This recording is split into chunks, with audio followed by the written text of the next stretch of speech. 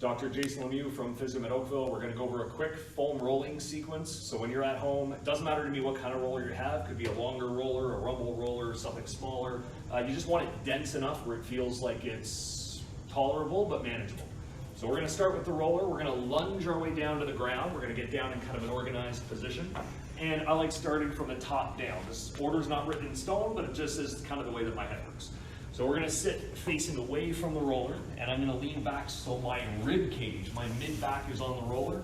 I'm going to let my head rest in my hands, and I want to preserve the distance between my chin and my chest.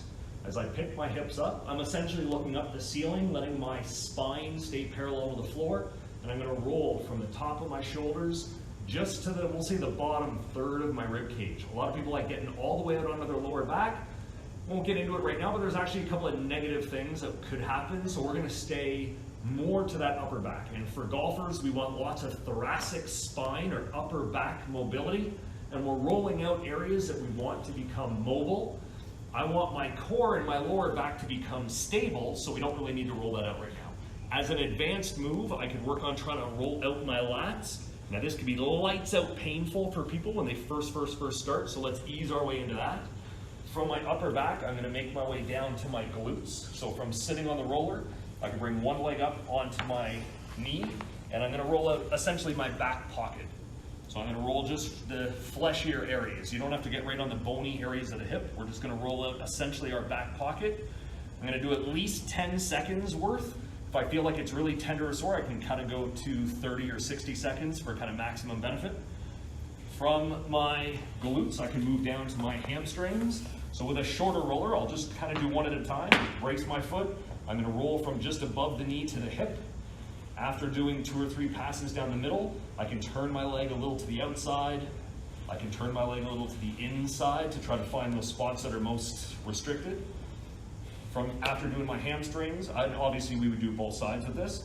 I can then step all the way over the roller and get into kind of like a modified spider lunge. And I'm going to roll from just above my knee all the way down to the front of my hip. And I could stay on my hands as I do this, or I could come down onto my forearms if it bothers your wrists.